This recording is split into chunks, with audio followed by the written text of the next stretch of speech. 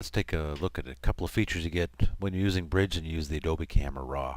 We've got the magnification tool, which is the standard tool up here on the extreme left of the toolbar. Then you have the grabber hand, which allows you to move your picture around with the grabber hand. You can hold down the spacebar, and you get the same thing when you hold down the, go to the magnification tool. Hold down the spacebar, it gives you the grabber hand just when you hold the spacebar down. I'm going to grab the next tool, which is the set white gray point. You click once, it'll change your color balance just like it does in the levels dialog box. Keep clicking. That's too bright back there. It's not going to take it. Keep clicking and it'll set your white balance depending on what you click on. Pick something neutral to get the best color, obviously. There we go. The next one sets points in your picture which have a tone, I think up to 9. If I go bright over there, it's going to be really bright. So there we go. We've got 9 maximum color samplers in there, and you can see them all across here, the various points related to the number that you have. You want to clear them, just click on Clear Samplers and it goes away. The Target Adjustment tool, TATs, change things like parametric curve. So if you wanted to dial up this area, it'll pick mainly the bright area, the highlights in this case. This is the shadow here. We pick this, we can dial up some more detail in the fur of this goat. So those ones you're familiar with, and you'll have some work to do with those. Next one is the crop tool, and you can click and hold on it. It'll give you a drop down menu for the ratios. Now let's say you want an 8 by 10. You'd grab the 4 to 5, 2 times 4, 2 times 5 is 8 by 10. So now you get an 8 by 10 cropping. You can have it so it puts on that rule of thirds grid, or you can turn that grid off. I believe if you show overlay, it goes off. There it is. And you want to put it on, click and hold on it. You can show the overlay. And then you can also pick the size of your frame. You want to get rid of it, hit escape key or clear the crop. Now the ratio of your cell in your normal digital camera is probably 2 to 3, which would give you, let's say, multiply it out, 8 by 12. So I'm just going to drag here 2 to 3. You can see that's pretty much the proportion of the sensor that we have in our camera.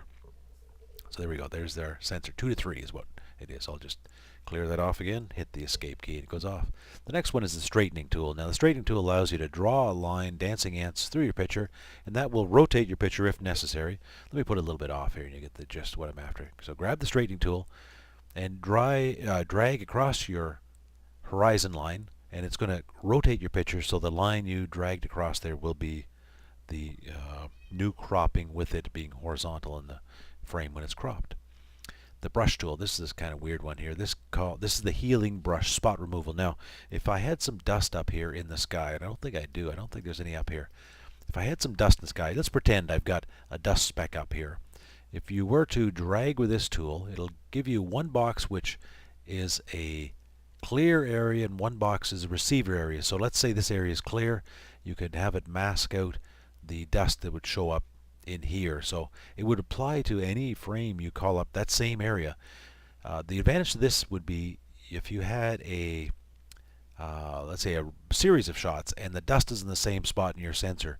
You want to get rid of the dust from one area by replacing it with the tone from another area. It would do it on every shot that you'd select with the Adobe Camera Raw tools, which is handy if you have a number of images. And I think I can get rid of that if I go clear all down here. There we go. It's gone. Next one is the red eye tool, and you're familiar with the red eye tool standard. Now this goat, let's see. We'll wipe across the goat here, see what it does. He hasn't got any red in his eye anyway, so it didn't really matter. But that's how you get rid of the red eye. Just click and drag across the eye. Next one is an adjustment brush. Now this one's a little bit tricky. You can change the feathering of your brush, the size of your brush, the flow of the area around there, and the density of what you're going to adjust here. So let me just click and drag here. It's going to put a point on here. There, do you see that little pin point that came on there, like a tack on there? That tells you I've adjusted that area. Now I'll pull up the density a bit more here again. And you can see for the second area now, it's done another adjustment on there. Here, I'm going to add a new adjustment. We'll keep the old one. I'm going to add a new one on here. It's going to put a second pin in there. So you can see we've done adjustment. Let me do an extreme one here. I'll take it right up, and it's going to go pure white here. Oh, it won't. It didn't. Oh, got to pick up a new one. Let's pick up a new one. Let's try it again. And it's probably going to go quite a bit wider than my last ones. So depending on how you have your density and everything else in there, see, I can wipe out the goat on those highlights there, so you don't want to do that. So that's a funny one. It'll take a little practice to get used to that one, and adding in the pinpoints to show all the areas that you've adjusted. The last one is kind of a neat one. This one is the graduated filter, And this one allows you to come in and, let me take the goat down. Let's say we want to darken the sky area here a little bit. Now, depending how you click and drag, I'm just going to click and drag and see what happens here. You get a green and a red line, a bar coming across there. So, what did I do wrong? Let's change it now. Okay. Now, we see what's happening. See the goat underneath there is changing. So, I've got it flipped so it goes darker at the bottom. The top half is sort of protected, but the bottom half is gone. Now, that doesn't make any sense at all, does it? Let me rotate this around. Let me get rid of it, and I'll drag the other way. I'm going to drag from the top down now. So, the red's at the bottom, green's at the top. And now when I move my exposure or brightness or whatever, you see I can lighten the sky in a sort of gradual band, or I can, there, that's more obvious. I can darken it in a gradual band. So now you can pull this down and your graduated tone would come down the picture. You can see now some of this effect is from clouds in the background that are in there. And you can drag this at various angles. You can see it popping around there. So depending on your brightness, exposure, all the rest of it, you can darken or you can lighten that area of in a gradual band. You get a little bit of control over how it goes. You can add another one in here. Let's add another one here for the bottom. Let's see what this one is going to do down here. You have to be careful because it swings really quickly on you, and we'll quickly there. I can lighten it or I can darken at the bottom and give some more effect down there.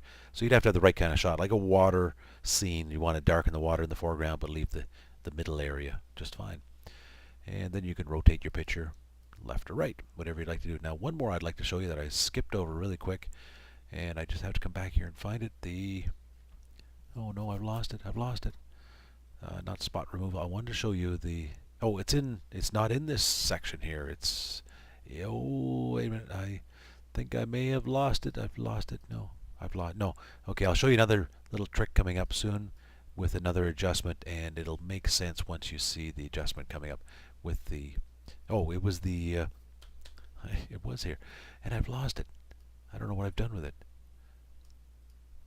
There it is. The adjustment brush, and that's not it. No, I can't do it. Okay, I'll keep looking here. There's a brush I want to show you to do some effect with the lens, and you change your lens, and it actually corrects for your lens. I want to show you that in a sec. So, enough for now.